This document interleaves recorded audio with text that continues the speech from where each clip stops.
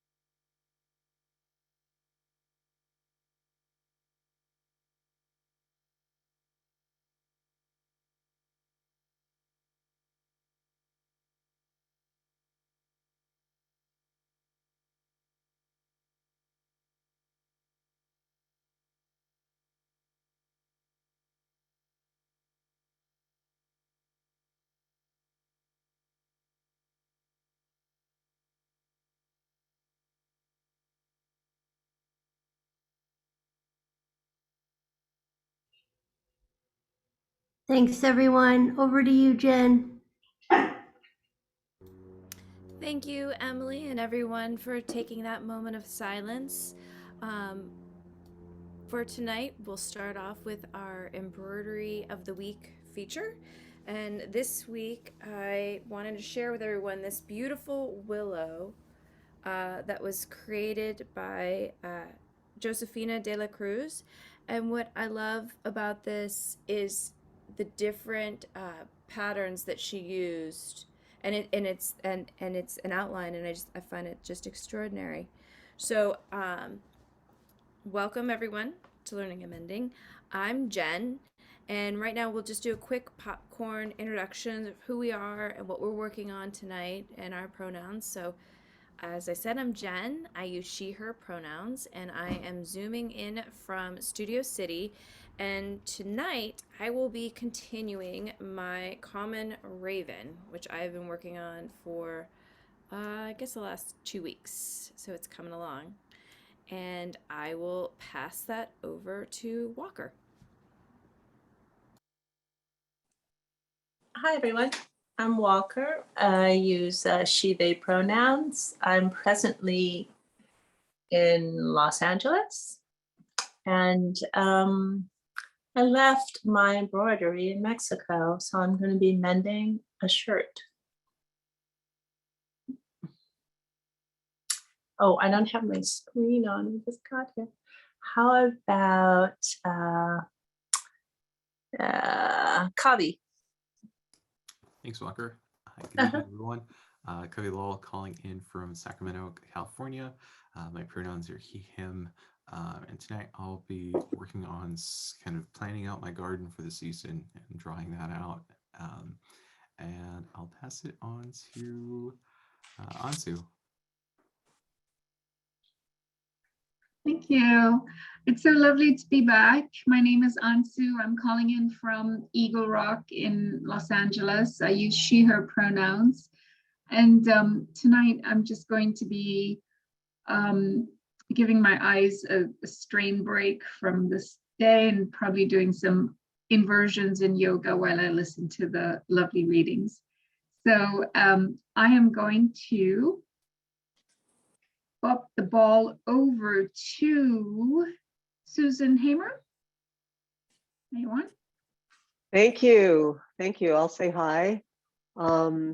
Yes, hi, it's here I am. Hi, everyone. Susan Hamer up in the Hollywood Hills. Really happy to be here. Sometimes I have trouble finding the Eventbrite link, so I missed it last week and I'm disappointed, but I really look forward to tonight, and I'm going to do some mending while we talk, but I may be not on camera for the whole time as well. But really happy to be here. I really love this group. Thanks so much. And I will pass it to Sylvia. Great, thank you. I'm Sylvia. I'm calling from Pasadena. I use she, her pronouns. I'm working on something with my daughter. It's sewing. She cut up a t-shirt from Fallen Leaf Lake, which is where I went as a child. Oops, yeah. And then she chose some background fabric. And then this is going to go on a black DSW shoe bag to cover up the word the DSW part. So I'll have a new bag that says Fallen Leaf Lake. It'll be very exciting. And I will pass it to Alex. Hi everyone, how's it going? I'm calling in from Mar Vista, and I'm going to be doing some mending of my own, working on this one still, looking all right, and joining you and listening in, and I'm happy to be here with everyone. And I'll pass it to, how about Andrea? Hello, Andrea here, calling in from Windsor Square, Los Angeles. Go by she, her pronouns. And all I have left to finish is the border on my embroidery. So made lots of headway. And then I'll pass it on. I don't know who's gone yet. Maybe Stefano? Hi everyone, I'm Stefano from Los Angeles, and happy to be here as always, and excited for a new episode. And I'm gonna pass it on to Kelly. Hi guys, it's Kelly. I'm in Echo Park. Yeah, also excited to hear the next readings, and I will pass it on to Kate. Hi, I'm Kate, and I am joining from Pasadena. My pronouns are she, her, and tonight I'm working on a paper stitching project. And I joined late, so I'm not sure who has not gone yet. Is there anyone who, about Susan?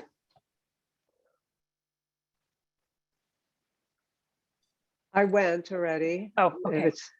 I can jump in there. Okay. Hi, everyone. Emily here in Echo Park, neighborhood of Los Angeles. She, her pronouns. I'm with my dogs, Bucky and Lulu. and representing the Interspecies Listening Coalition. And let's see, what am I going to be doing tonight? I'm going to be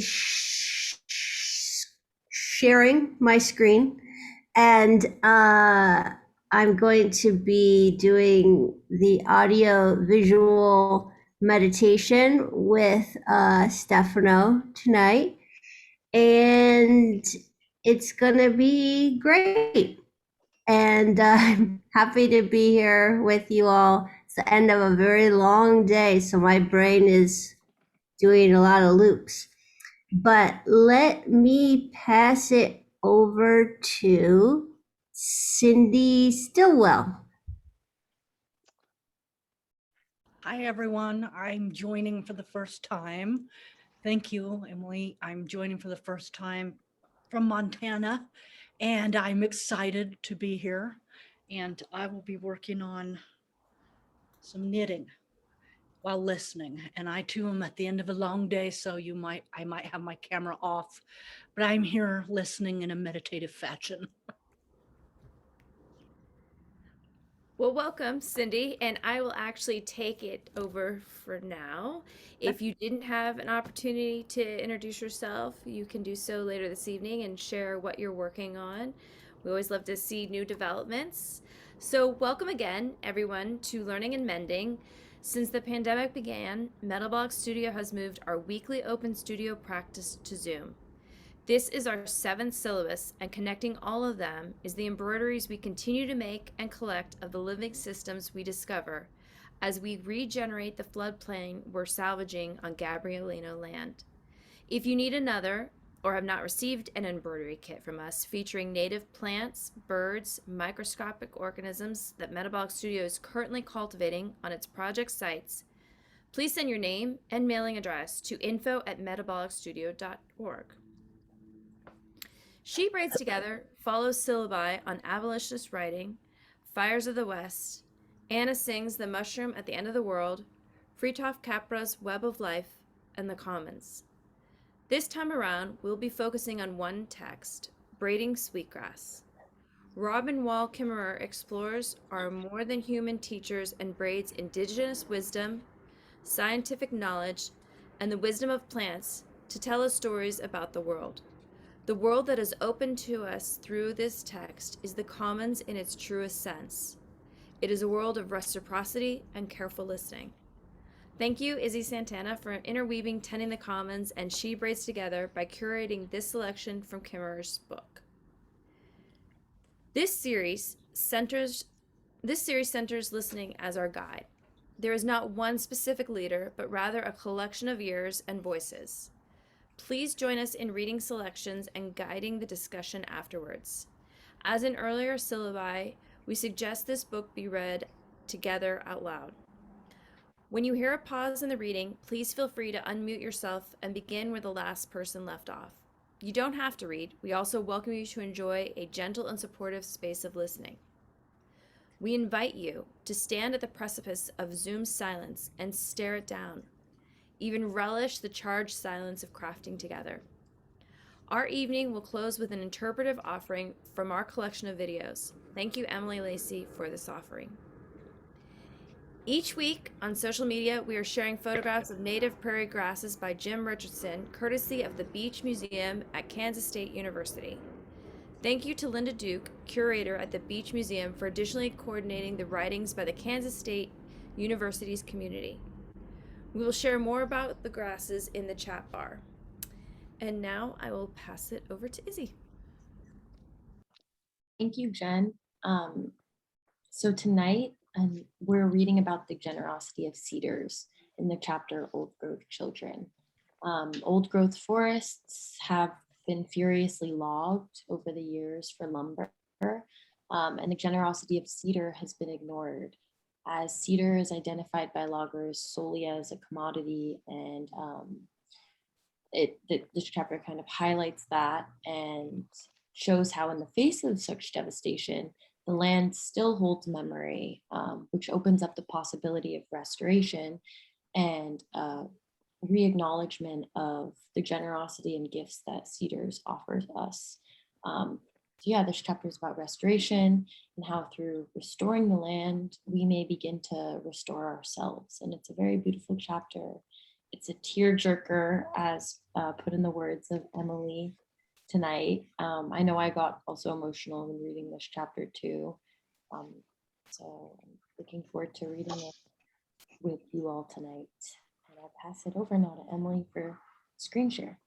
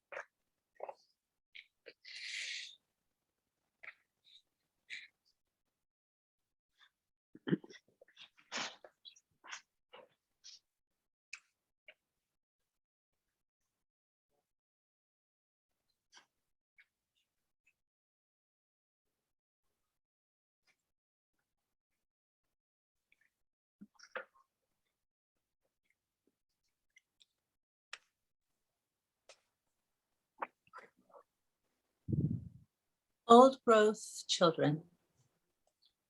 We're chatting like vireos as we hike with long, easy strides through rolling stands.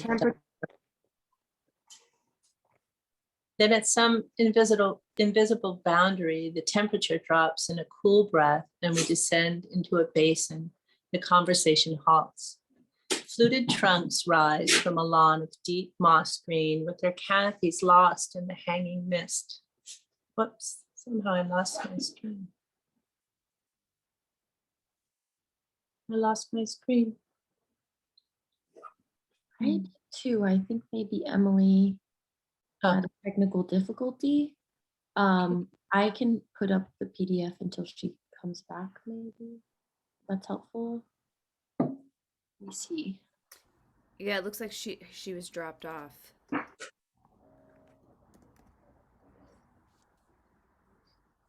I have the book here. Pulling up the PDF right now.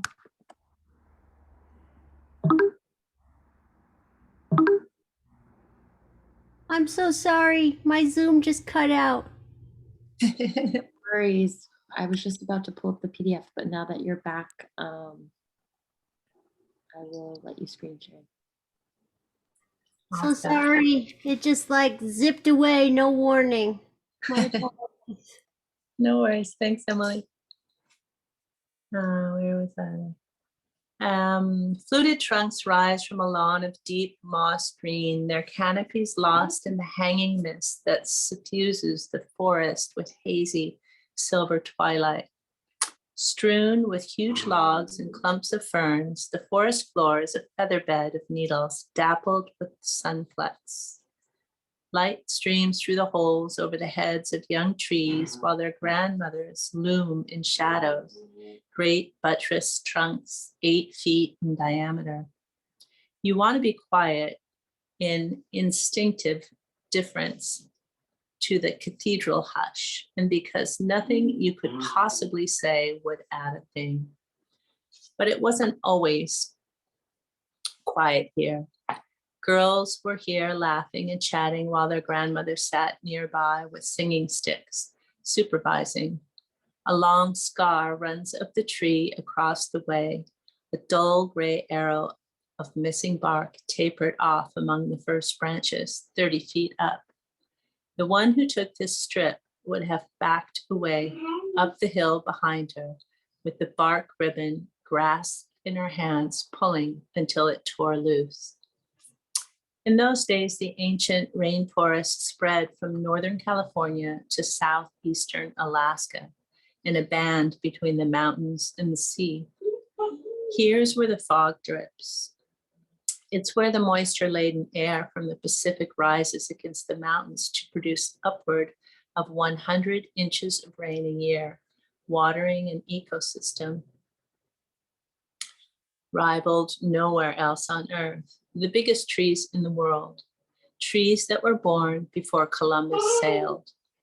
And trees are just the beginning. The numbers of species of mammals, birds, amphibians, wildflowers, ferns, mosses, lichens, fungi, and insects are staggering.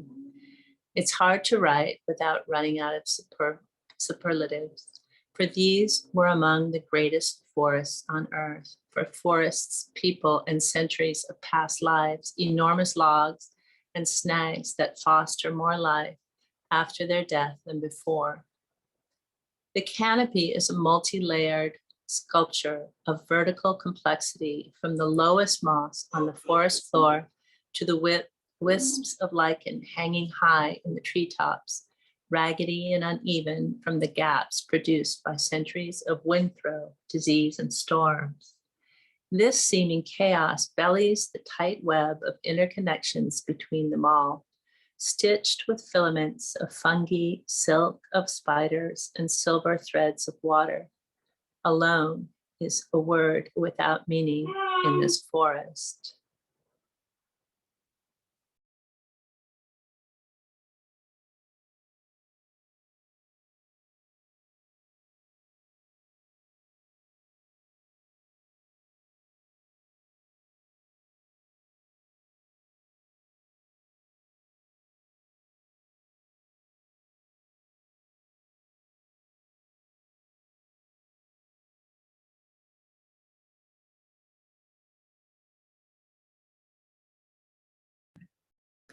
Native peoples of the coastal Pacific Northwest made rich livelihoods here for millennia, living with one foot in the forest and one on the shore, gathering the abundance of both. This is the rainy land of salmon, of wintergreen conifers, huckleberries, and sword fern. This is the land of the tree of ample hips and full baskets, the one known in the Salish languages as maker of rich women, as mother cedar. No matter what the people needed, the cedar was ready to give, from cradleboard to coffin, holding the people. In this wet climate, where everything is on its way back to decay, rot-resistant cedar is the ideal material. The wood is easily worked and buoyant. The huge, straight trunks practically offer themselves for seagoing craft that could carry 20 paddlers. And everything that was carried in those canoes was also the gift of cedar. Paddles, fishing floats, nets, ropes, arrows, and harpoons. The paddlers even wore hats and capes of cedar, warm and soft against the wind and rain. Along the creeks and bottomlands, the women sang their way down well-worn trails to find just the right tree for each purpose. Whatever they needed, they asked for respectfully, and for whatever they received, they offered prayers and gifts in return.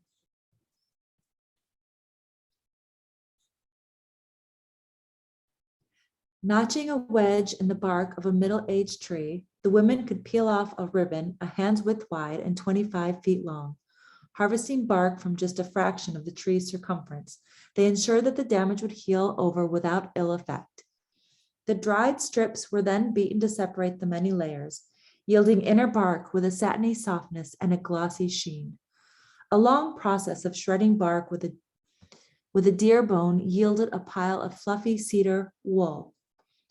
Newborn babies were delivered into a nest of this fleece. The wool could also be woven into warm, durable clothing and blankets.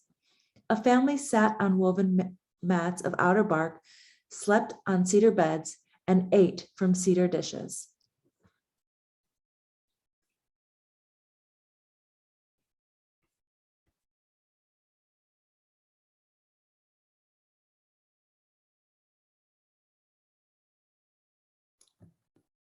Every part of the tree was used. The ropey branches were split for tools, baskets, and fish traps. Dug and cleaned, cedar's long roots were peeled and split into a fine, strong fiber that is woven into the famous conical hats and ceremonial headgear that signify the identity of the one beneath the brim. During the famously cold and rainy winters, with the perpetual twilight of fog, who lit the house? Who warmed the house? From bow drill to tinder to fire, it was Mother Cedar. When sickness came, the people turned again to her. Every part is medicine for the body, from the flat sprays of foliage to the flexible branches to the roots, and throughout there is powerful spiritual medicine as well. Traditional teachings recount that the power of cedars is so great and so fluid that it can flow into a worthy person who leans back into the embrace of her trunk. When death came, so came the cedar coffin. The first and last embrace of human being was in the arms of Mother Cedar. Just as old growth forests are richly complex, so too were there old growth cultures that arose at their feet. Some people equate sustainability with the diminished standard of living, but the Aboriginal people of the coastal old growth forests were among the wealthiest in the world. Wise use and care for a huge variety of marine and forest resources allowed them to avoid overexploiting any one of them, while extraordinary art, science, and architecture flowered in their midst. Rather than to greed, prosperity here gave rise to the great potlatch tradition, in which material goods were richly given away, and direct reflection of the generosity of the land to the people. Wealth meant having enough to give away, social status elevated by generosity. The cedars taught how to share wealth, and the people learned.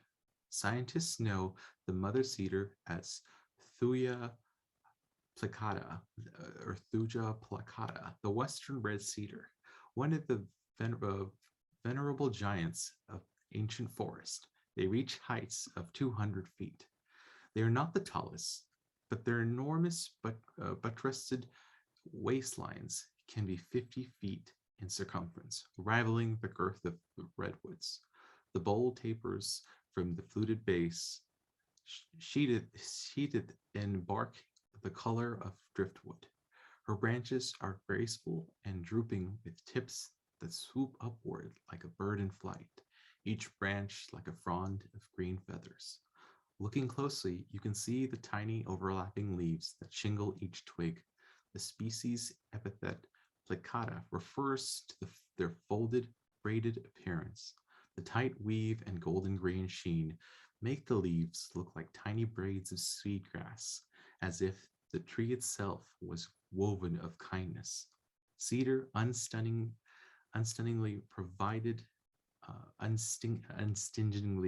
provided for the people, who responded with gratitude and reciprocity.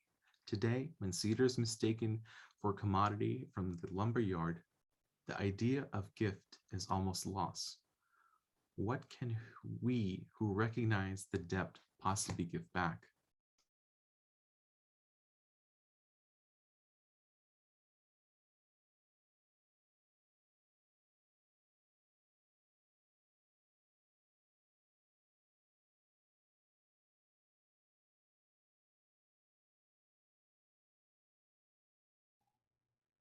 The blackberries clawed at Franz Dolp's sleeves as he forced himself through the bramble.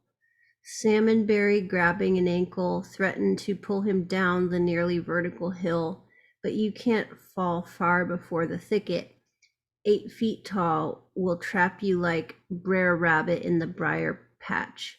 You lose any sense of direction in the tangle. The only way is up toward the ridgetop. Clearing trail is the first step. Nothing else is possible without access, so he pressed on, machete swinging. Tall and lean, in field plants and the tall rubber work boots that are endemic in this muddy, thorny terrain, he wore a black baseball cap pulled low. With artist's hands in worn work gloves, he was a man who knew how to sweat. That night he wrote in his journal, "This is work I should have started in my 20s, not my mid-50s." All afternoon, he lopped and slashed away toward the ridge, hacking blindly through the brush, his rhythm broken only by the clang of the blade off an obstacle hidden in the brambles, a huge old log, shoulder high, cedar by the looks of it. They were only milling Douglas fir in those early days, so they left the other trees to rot. Only thing is, cedar doesn't rot. It can last for 100 years on the forest floor, maybe more. This one was a remnant of the missing forest, left over from the first cut more than a century ago. It was too big to cut through and a long way around, so Franz just created another bend in the trail. Today, now that the old cedars are nearly gone, people want them. They scrounge old clear cuts for the logs that were left behind. Shake bolding, they call it, turning old logs into high-priced cedar shakes. The grain is so straight, the shakes split right off. It's amazing to think that within the lifetime of those old trees on the ground, they have gone from being revered to being rejected to being nearly eliminated, and then somebody looked up and noticed they were gone and wanted them again. My tool of preference was a cutter mattock, commonly known in this area as a maddox, Franz wrote. With this sharp edge, he could chop roots and grade trail, defeating, if briefly, the march of the vine maples. It took several more days of wrangling impenetrable brush to break through to the ridge top, where a view of Mary's Peak was the reward. I remember the exhilaration as we reached a certain point and savored our accomplishment. Also the days when the slopes and the weather contributing mightily to the feeling that everything had gotten out of hand and we just fell down laughing.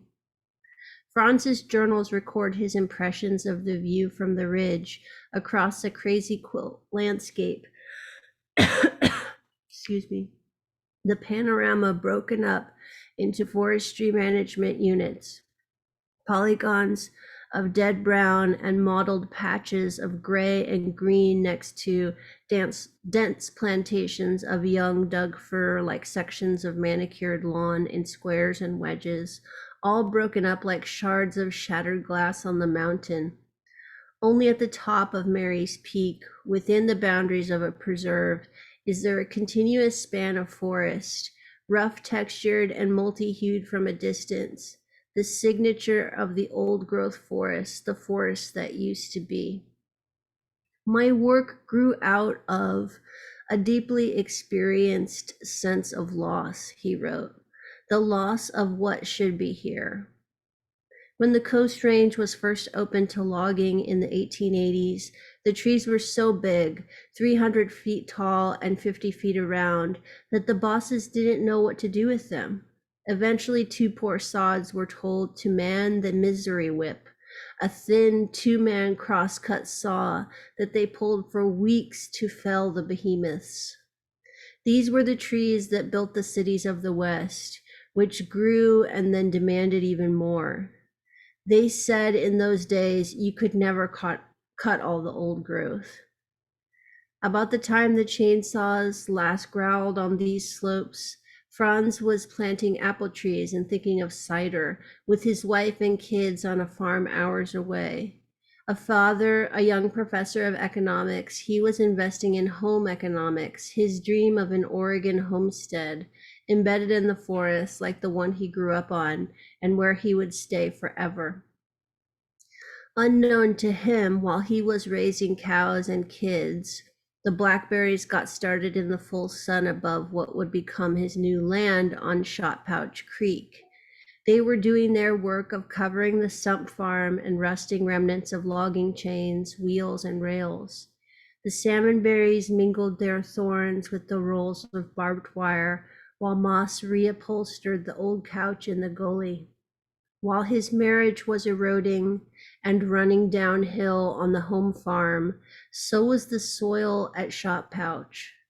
The alders came to try to hold it in place, and then the maples. This was a land whose native language was conifer, but now spoke only the slang of leggy hardwoods. Its dream of itself as groves of cedars and fir was gone, lost under the unrelenting chaos of brush. Straight and slow was little chance against fast and thorny. When he drove away from the farm intended for till death to us part, The woman waving goodbye said, "I hope that your next dream turns out better than your last." In his journal, he wrote that he made the mistake of visiting the farm after it was sold. The new owners had cut it all. I sat among the stumps and the swirling red dust and I cried. When I moved to Shot Pouch after leaving the farm, I realized that making a new home required more than building a cabin or planting an apple tree. It required some healing for me and for the land. And so it was that a wounded man moved to live on wounded land at Shot Pouch Creek. This patch of land was in the heart of the Oregon Coast Range, the same mountains where his grandfather had made a hardscrabble homestead. Old family photos show a rough cabin and grim faces, surrounded by nothing but stumps. He wrote, "These 40 acres were to be my retreat, my escape to the wild, but this was no pristine wilderness." The place he chose was near a spot on the map called Burnt Woods. Scalped Woods would have been more apt. The land was raised by a series of clear cuts, first the venerable old forest and then its children. No sooner had the firs grown back than the loggers came for them again. After land is clear cut, everything changes. Sunshine is suddenly abundant. The soil has been broken up by logging equipment, raising its temperature and exposing mineral soil beneath the humus blanket. The clock of ecological succession has been reset, the alarm buzzing loudly. Forest ecosystems have tools for dealing with massive disturbance, evolved from a history of blowdown, landslide, and fire. The early successional plant species arrive immediately and get to work on damage control. These plants, known as opportunistic or pioneer species, have adaptations that allow them to thrive after disturbance. Because resources like light and space are plentiful, they grow quickly. A patch of bare ground around here can disappear in a few weeks. Their goal is to grow and reproduce as fast as possible, so they don't bother themselves with making trunks, but rather madly invest in leaves, and more leaves, born on the flimsiest of stems. The key to success is to get more of everything than your neighbor and to get it faster. That life strategy works when resources seem to be infinite. But pioneer species, not unlike pioneer humans, require cleared land, hard work, individual initiative, and numerous children. In other words, the window of opportunity for opportunistic species is short. Once trees arrive on the scene, the pioneers' days are numbered, so they will use their photosynthetic wealth to make babies that will be carried by birds to the next clear cut.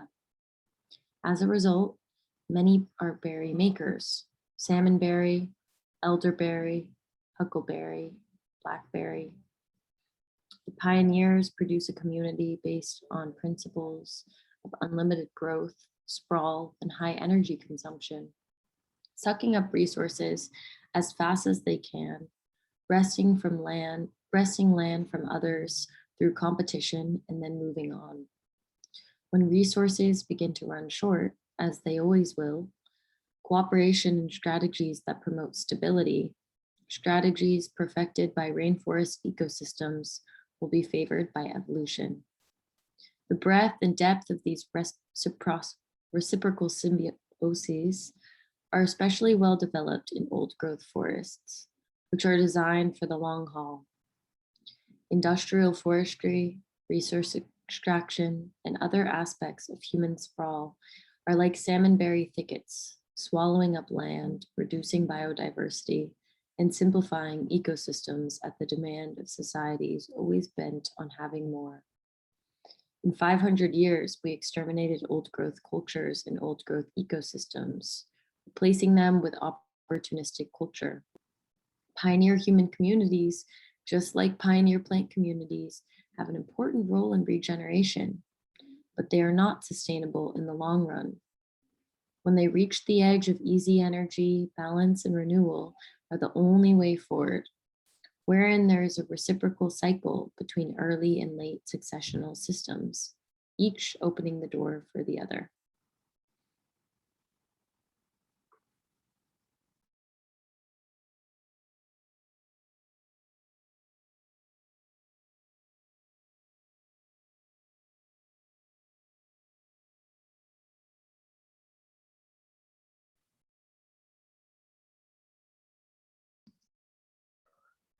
The old growth forest is as stunning in its elegance of function as in its beauty.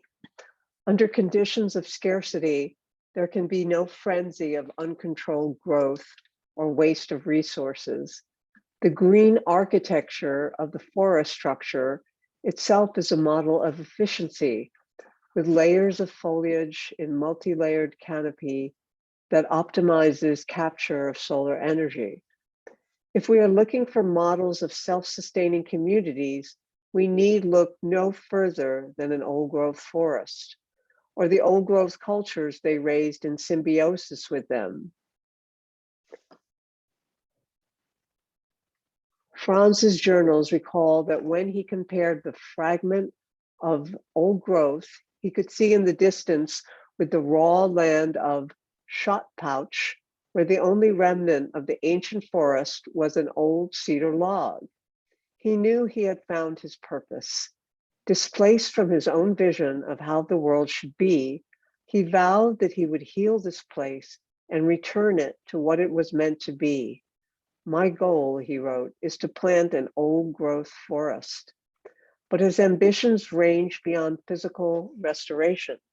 As Franz wrote, it is important to engage in restoration with development of a personal relationship with the land and its living things.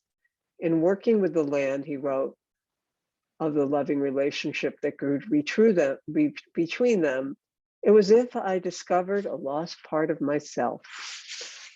After the garden and the fruit trees, his next goal was building a house that would honor the self-sufficiency and simplicity that he sought.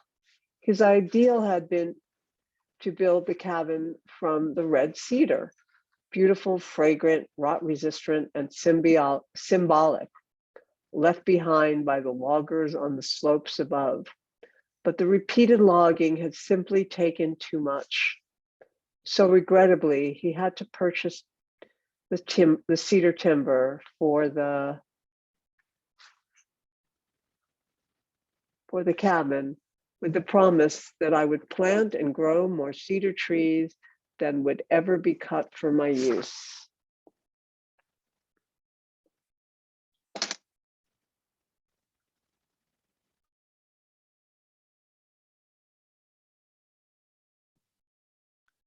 Lightweight and highly water repellent, sweet-smelling cedar was also the architectural choice for indigenous rainforest peoples. Cedar houses, constructed of both logs and planks, were emblematic of the region. The wood split so readily that in skilled hands, dimensional boards could be made without a saw. Sometimes trees were felled for lumber, but planks were more often split from naturally fallen logs. Remarkably, Mother Cedar also yielded planks from her living flanks. When a line of wedges of stone or antler were pounded into a standing tree, long boards would pop from the trunk along the straight grain. The wood itself is dead supportive tissue, so the harvest of a few boards from a big tree does not risk killing the whole organism, a practice that redefines our notions of sustainable forestry, lumber produced without killing a tree. Now, however, industrial forestry dictates how the landscape is shaped and used. To own the land at Shot Pouch, which is designated as timberlands, Franz was required to register an approved forest management plan for his new property. He wryly wrote his dismay that his land was classified, quote, not as forest land, but timberland, end quote, as if the sawmill was the only possible destiny for a tree. Franz had an old growth mind in a Doug fir world. The Oregon Department of Forestry and the College of Forestry at Oregon State University offered Franz technical assistance, prescribing herbicides to quell the brush and replanting with genetically improved Douglas fir. If you can ensure plenty of light by eliminating understory competition, Douglas fir makes timber faster than anything else around. But Franz didn't want timber. He wanted a forest. My love of this country motivated me to purchase land at Shot Pouch, he wrote. I wanted to do right here, even if I had little idea of what right meant. To love a place is not enough. We must find ways to heal it. If he used the herbicides, the only tree that could tolerate the chemical rain was Douglas fir, and he wanted all the species to be present. He vowed to clear the brush by hand. Replanting an industrial forest is backbreaking labor. Crews of tree planters come in, progressing sideways on steep slopes with bulging sacks of seedlings. Walk 6 feet, dibble in a seedling, tamp it down, walk 6 feet, repeat. One species, one pattern. But at that time, there was no prescription for how to plant a natural forest. So Franz turned to the only teacher he had, the forest itself. Observing the locations of species in the few existing old growth plots, he tried to replicate their patterns on his own land. Douglas fir went on sunny open slopes, hemlock on the shady aspects, and cedar on the dimly lit wet ground. Rather than getting rid of the young stands of alder and big leaf maple as the authorities recommended, he let them stay to do their work of rebuilding soil and planted the shade-tolerant species beneath their canopy. Every tree was marked and mapped and tended. He hand-cleared the brush that threatened to swallow them up until back surgery eventually forced him to hire a good crew. Over time, Franz became a very good ecologist, reading his way through both the printed library and the more subtle library of texts offered by the forest itself. His goal was to match his vision for an ancient forest with the possibilities that the land provided.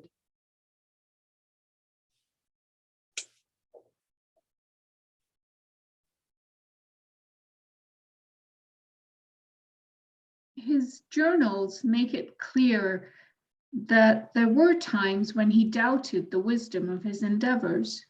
He recognized that no matter what he did, the land would eventually turn back to some sort of forest, whether he slogged up hills with a sack of seedlings or not. Human time is not the same as forest time. But time alone is no guarantee of the old growth forest he imagined.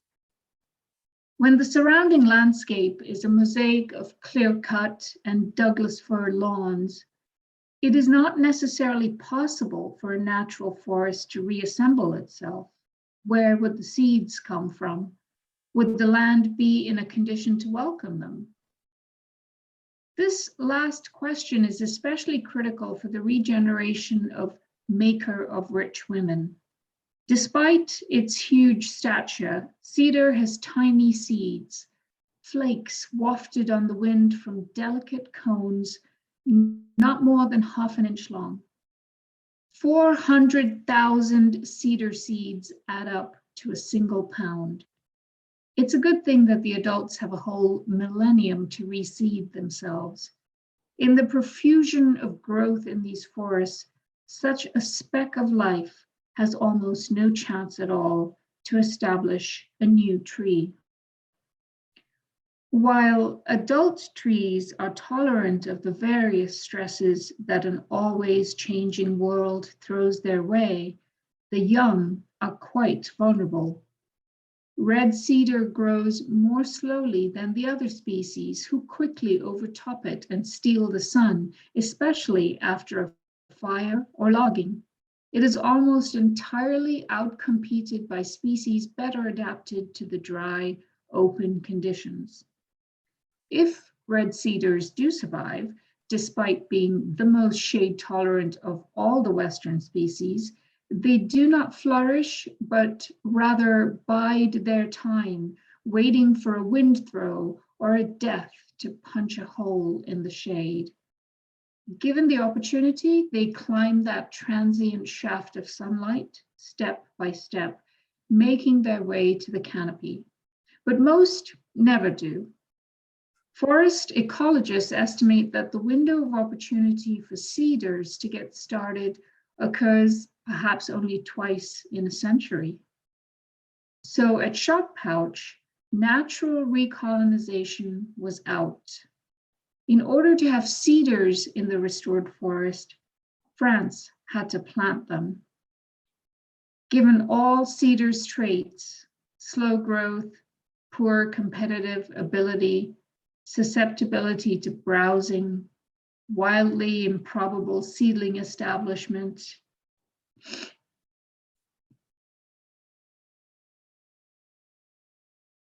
one would expect it to be a rare species, but it's not. One explanation is that while cedars can't compete well on uplands, they thrive with wet feet in alluvial soils, swamps, and water edges that other species can't stand. Their favorite habitat provides them with a refuge from competition. Accordingly, France carefully selected creekside areas and planted them thickly with cedar. The unique chemistry of cedar endows it with both life-saving and tree-saving medicinal properties. Rich with many highly antimicrobial compounds, it is especially resistant to fungi. Northwest forests, like any ecosystem, are susceptible to outbreaks of disease, the most significant of which is laminated root rot caused by the native fungus Felinus weyeri. While this fungus can be fatal for Douglas firs, hemlock, and other trees, the red cedars are blessedly immune. When root rot strikes the others, the cedars are poised to fill in the empty gaps, freed of competition. The tree of life survives in patches of death. After years of working alone to keep the cedar thriving, France found someone who shared his notion of a good time, planting trees and chopping salmonberry. France's first date with Dawn was on the ridgetop at Shot Pouch. Over the following 11 years, they planted more than 13,000 trees and created a network of trails with names that reflect intimacy with their 40 acres. Forest Service lands are often named something like Management Unit 361. At Shot Pouch, more evocative place names are penned on the hand-drawn trail map of the property. Glass Canyon, Viney Glen, Cow Hip Dip. Even individual trees, remnants of the original forests, are named. Angry Maple, Spider Tree, Broken Top. One word appears more on the map more than any other. Cedar Springs, Cedar Rest, Sacred Cedar, Cedar Family. Cedar Family is especially evocative of how cedar often lives in family-like groves. Perhaps in compensation for its difficulty in sprouting from seed, cedar is a champion at vegetative reproduction.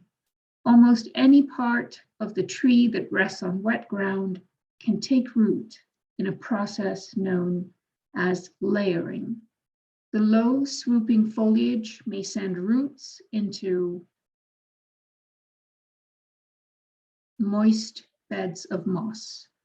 The flexible branches themselves can initiate new trees even after they're cut from the tree. Native peoples probably tended the cedar groves by propagating them in this way. Even a young cedar that has tipped over or been flattened by hungry elk will reorient its branches and start over. The Aboriginal names for the tree, Long Life Maker and Tree of Life, are appropriately bestowed.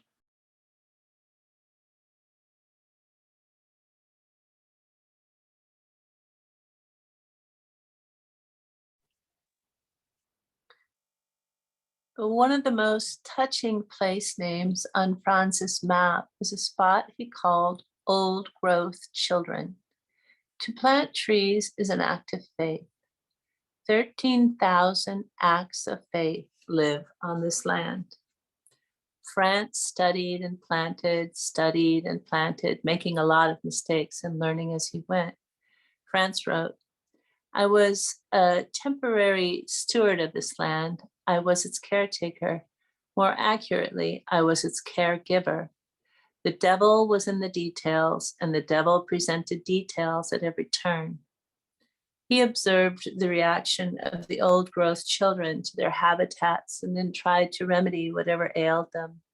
Reforestation took on the flavor of tending a garden. This was a forestry of intimacy.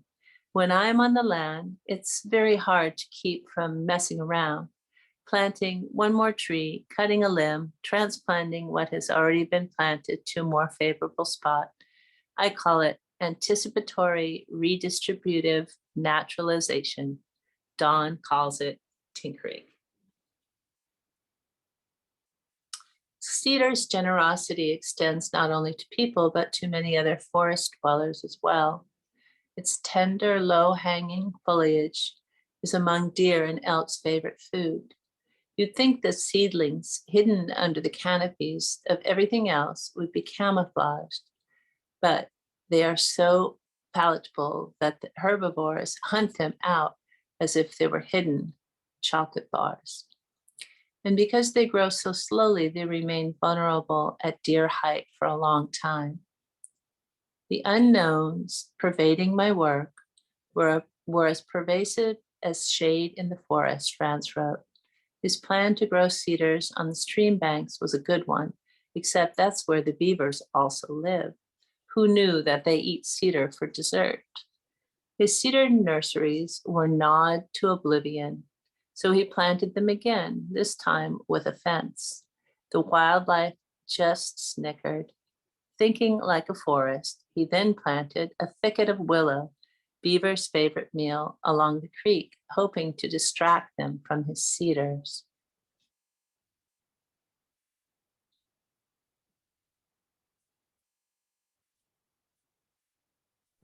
I definitely should have met with a council of mice boomers, bobcats, porcupines, beavers, and deer before I started the experiment, he wrote. Many of these cedars today are gangly teens, all limbs and floppy leader, not yet grown into themselves. Nibbled by the deer and elk, they become even more awkward. Under the tangle of vine maple, they struggle toward light, reaching an arm here, a branch there. But their time is coming. After completing the final planting, Franz wrote, "I may heal the land, yet I have a little doubt of the direction that the real benefits flow. An element of reciprocity is the rule here. What I give, I receive in return. Here are the slopes of Shot Pouch Valley. I have been engaged less in a personal forestry of restoration than in a forestry of personal restoration. In restoring the land, I restore myself. Make a rich woman. There is truth in her name. She made Franz rich too, with the wealth of seeing his vision alive in the world, of giving a gift to the future that only grows more beautiful with time." Of Shot Pouch, he wrote, "There is an exercise in personal forestry, but it was also an exercise in the creation of personal art. I could have.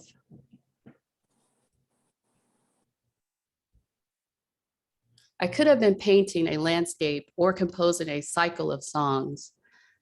The exercise in finding the right distribution of trees feels like revising a poem. Given my lack of technical expertise, I could not reconcile myself to title of forester, but I could live with the idea that I'm a writer who works in the forest and with the forest, a writer who practices the art of forestry and writes in trees.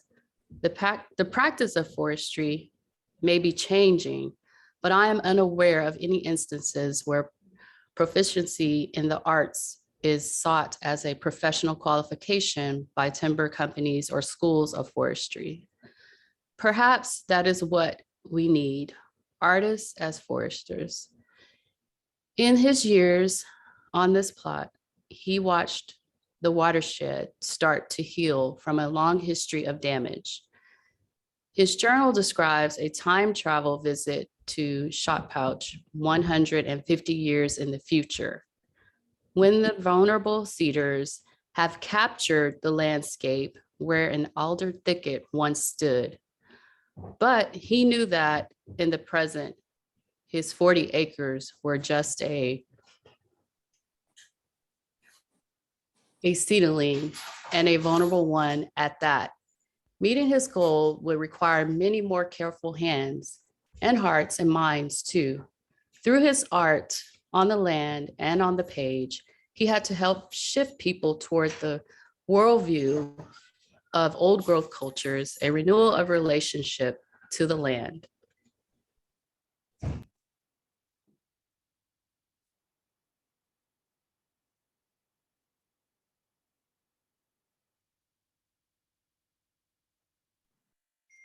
Old growth cultures, like old growth forests, have not been exterminated. The land holds their memory and the possibility of regeneration. They're not only a matter of ethnicity or history, but of relationships born out of reciprocity between land and people. Franz showed that you can plant an old growth forest, but he also envisioned the propagation of an old growth culture, a vision of the world whole and healed. To further this vision, Franz co-created the Spring Creek Project, whose challenge is to bring together the practical wisdom of the environmental sciences, the clarity of philosophical analysis, and the creative expressive power of the written word to find new ways to understand and reimagine our relation to the natural world. His notion of foresters as artists and poets as ecologists takes root in the forest and in the cozy cedar cabin at Shot Pouch. It has become a place of inspiration and solitude for writers who could be the restoration ecologists of relationship. Writers who could be like birds in a thicket of salmonberry, carrying seeds to a wounded land, making it ready for a renewal of old growth culture. The cabin is a gathering spot for fertile collaborations among artists, scientists, and philosophers, whose works are then expressed in a dazzling array of cultural events. His inspiration has become a nurse log for the inspiration of others. 10 years, 13,000 trees, and countless inspired scientists and artists later, he wrote, "I had confidence now that when it came time for me to rest, I could step aside and let others pass upon a path to a very special place, to a forest of giant fir, cedar, and hemlock, to the ancient forest that was." He was right, and many have followed the path he blazed from weedy brambles to old growth children. Franz Stolp passed away in 2004 in a collision with a paper mill truck on his way to Shot Pouch Creek. Outside the door of his cabin, full of young cedars looked like women in green shawls, beaded with raindrops catching the light. graceful dancers in feathery fringe that sways with their steps. They spread their branches wide, opening the circle, inviting us to be a part of the dance of regeneration.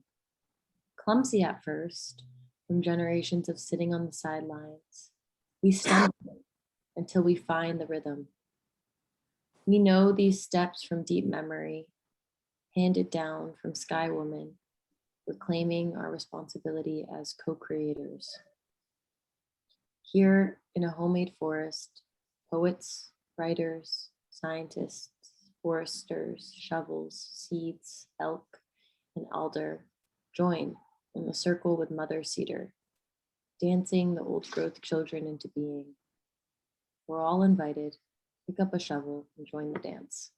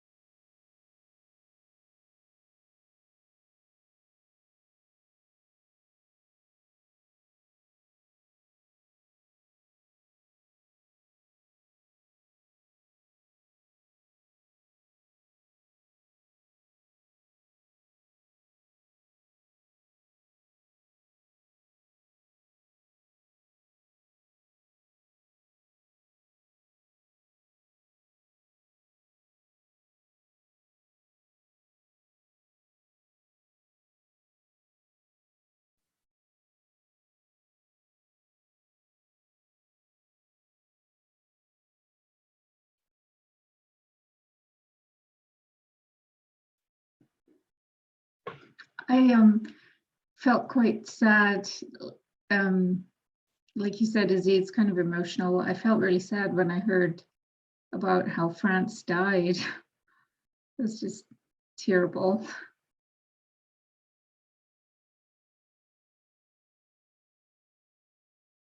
But I just put something in the chat about the Spring Creek project. So I think his legacy is a tremendous one. And I think it speaks to the last sentence, I think in the last page that you read about how we, Robin Walkhammer writes that we are all co-creators from Sky Woman. I think that was the language she used.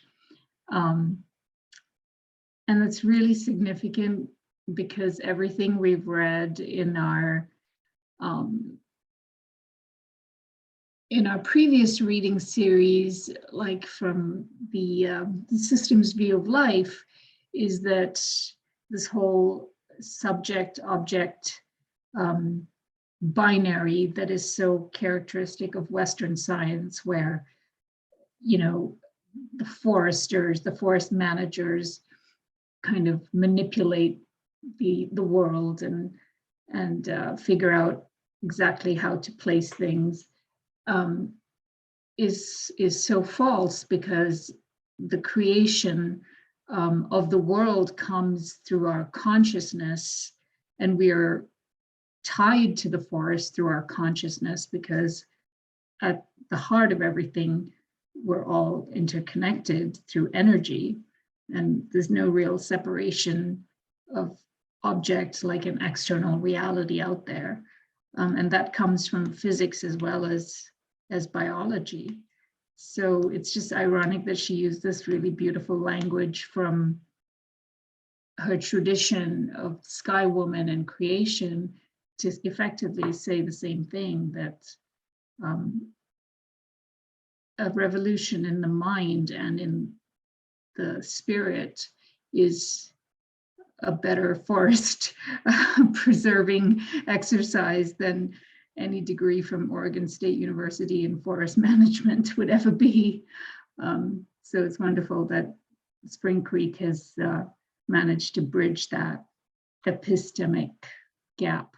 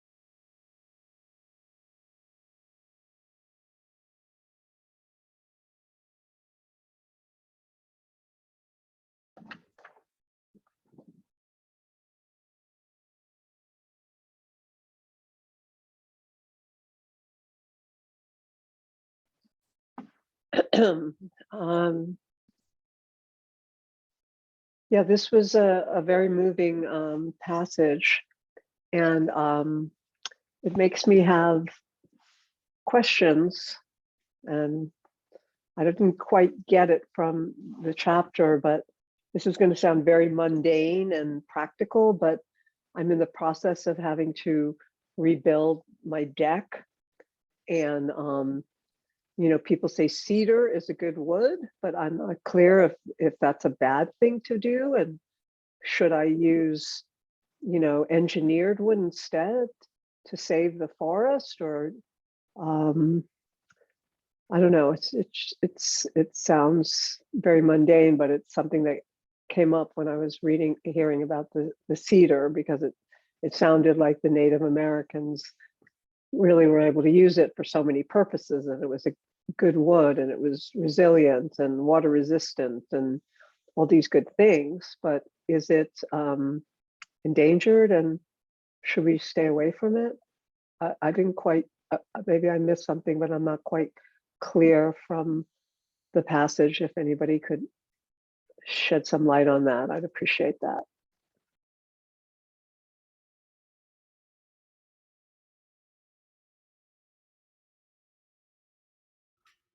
I don't think that's a mundane question at all. I think it's like very much a real world question of how do we deal with our environments and the resources that are available to us. I'm not sure that I picked up in the reading an easy answer. But I mean, my advice would be to try and I don't know who's building your deck, but to try to get advice from a builder who's interested in sustainability and lowest ecological impact, number one. That would be if I was in your shoes, that's the first step that I would take. But I'm curious if anyone else heard in the reading any more of a practical read on it. But I think these questions are really important. You know, what sorts of food should we be buying? What sorts of plants should we be growing? What sorts of materials should we be building with? I think these are all things that you know, are a part of our daily lives that do have a real world impact. Thank you. Yeah, my advisor, who is into sustainability, said, "Don't cut any more trees down. Use engineered wood." But it's just so ugly.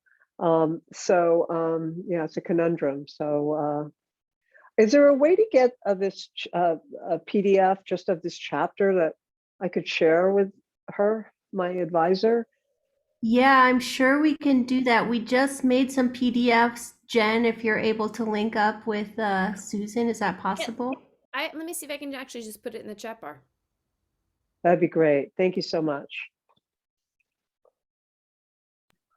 I feel like there's a good midway point between cutting down trees and using engineered wood, and that's using repurposing materials that have already been harvested and recycling.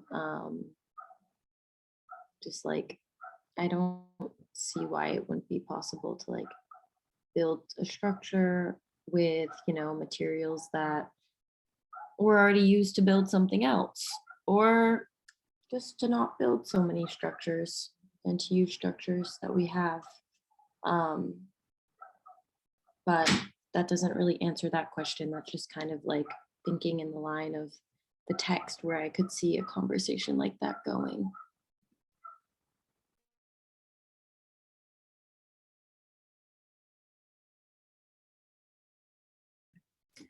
This also kind of this conversation and part of the reading reminds me of an article that I just read in researching like the future of technology and how it could be used for natural resources. There's an artist group, they put together a proposal for a research that, or a forest that could manage itself, basically programmed into a smart contract about having drones or something like that kind of fly around and see how many trees there are. And it's programmed in so that the forest decides, okay, we have regenerated ourselves enough. We can afford to lose 1 or 2 trees for resources, and we will sell these 2 trees, but that's it until our forest grows deeper and stronger. So it's just an interesting thought, you know, to like think about, is that a possibility in some future world? Who knows? Could you explain that a little bit more? So the tree is a smart fort. What does that mean? So it would all be basically, the tree would be managed by a DAO, a decentralized autonomous organization. And the way those work is they're programmed with smart contracts, right? So it would have a contract that says, if we have, you know, this amount of trees, let's say 75% of trees available for, you know, that are viable and healthy, and we know we can regenerate, you know, another 25% in this year, then that calculation or that math would then allow them to, like, the contract just works itself. There's no manager for it. And then the forest, the program would say, okay, like, we have enough trees. We can give some away or sell some. And then that money would go back into, I guess, the contract. It's still like out there, and I could probably read the article again. But I think it's really just an interesting idea of the commons being able to manage themselves based on, obviously the humans would have to program it, and it would have to be like the humans that have the best interest of the commons would create the smart contracts and the programs. But then from there, they would step away. And then it's monitored. I think it said it would be monitored by like NASA or, you know, some other systems that are already in place. But I can link the article in the chat. It honestly sounds a little bit scary to me. Yes, the future of technology is all very scary. Yeah, I wish we could just let this be, and then it would just itself. But the thing is like there is no space where we let the trees be, unfortunately, right? Yeah, I'm just skeptical of how the DAO could create that space, but that's a larger conversation. I would love to talk more about that. Yeah, I'll drop the article in the chat, and then yeah, Izzy, maybe we should have a follow-up convo. That'd be awesome. Cool.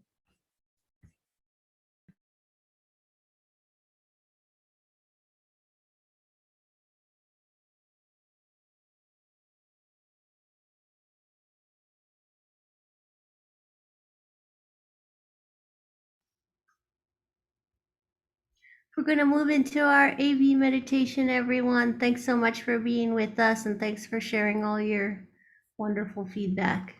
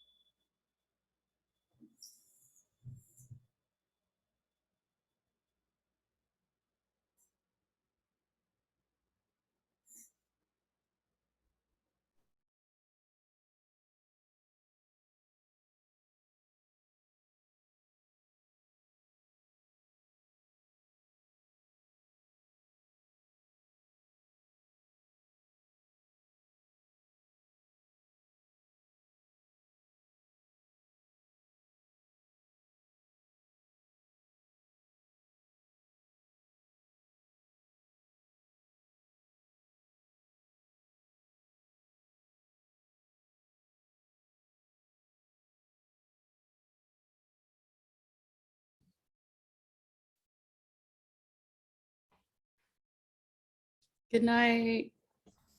Good night. Good night. See you. Bye. Bye, everyone. Bye.